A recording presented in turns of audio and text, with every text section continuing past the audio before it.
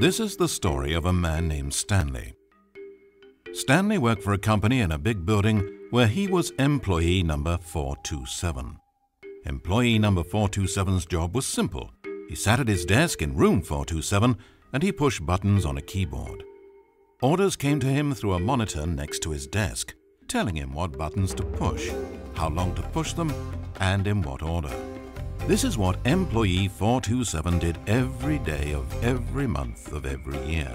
And although others might have considered it soul-rending, Stanley relished every moment that the orders came in, as though he had been made exactly for this job. And Stanley was happy. And then one day something very peculiar happened. Something that would forever change Stanley. Something he would never quite forget. He had been at his desk for nearly an hour when he realized that not one single order had arrived on a monitor for him to follow. No one had showed up to give him instructions, call a meeting, or even say hi. Never in all his years at the company had this happened, this complete isolation. Something was very clearly wrong. Shocked, frozen solid, Stanley found himself unable to move for the longest time. But as he came to his wits and regained his senses, he got up from his desk and walked out into the hallway. Stanley decided to go to the staff lounge to check on his co-workers. He never functioned well by himself and constantly needed support and guidance from others, so the thought of total solitude was terrifying to him. When Stanley came to a set of 2 open doors, he entered the door on his left. This was not the correct way to the employee lounge, and Stanley knew it perfectly well. So he turned left at the first open door and walked back in the right direction.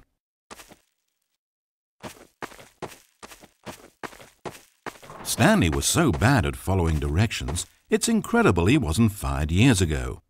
Maybe this is why everyone had left. No one wanted to be around someone as bad at listening as him. And since he was walking into the middle of nowhere and thus ruining the entire story, Stanley decided that he would punish himself. So when he came to the elevator and the doors opened, he stepped inside and pushed the button to go up.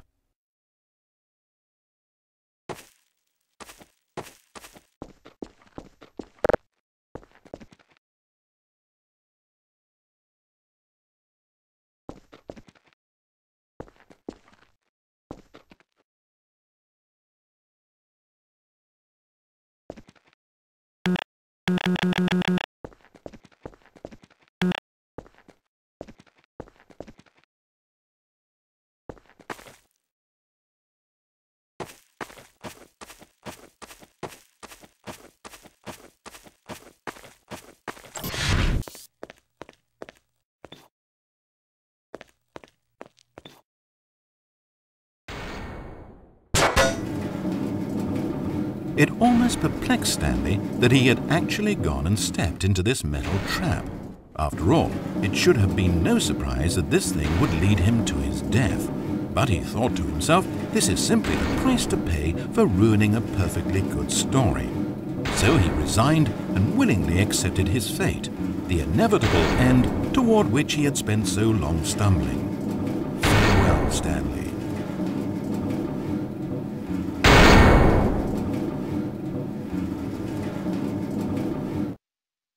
"Farewell, Stanley," cried the narrator as he sent his subject down the conveyor belt and into the enormous metal jaws. In a single visceral instant, Stanley was obliterated as the machine crushed every bone in his body, killing him instantly.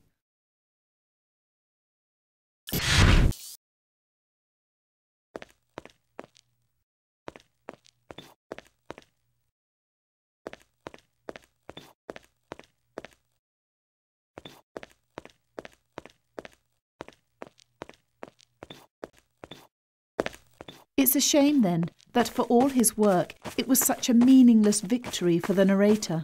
Did he really think he would accomplish anything by murdering this disposable vessel?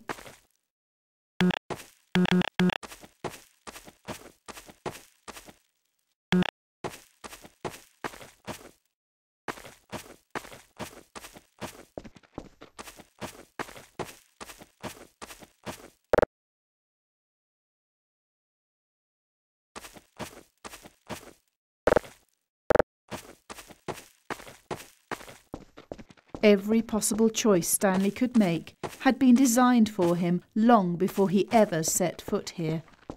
The narrator wanted to kill him. Stanley was already dead from the moment he hit start.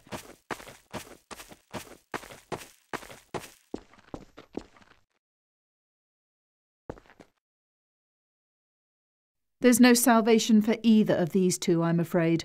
The narrator had as little power over Stanley as Stanley did over the paths that he walked. But listen to me. This story is not over. You can still save these two. You can stop the program before they both fail. Push escape and press quit. There's no other way to beat this game. As long as you move forward, you'll be walking someone else's path. Stop now, and it'll be your only true choice. Whatever you do, choose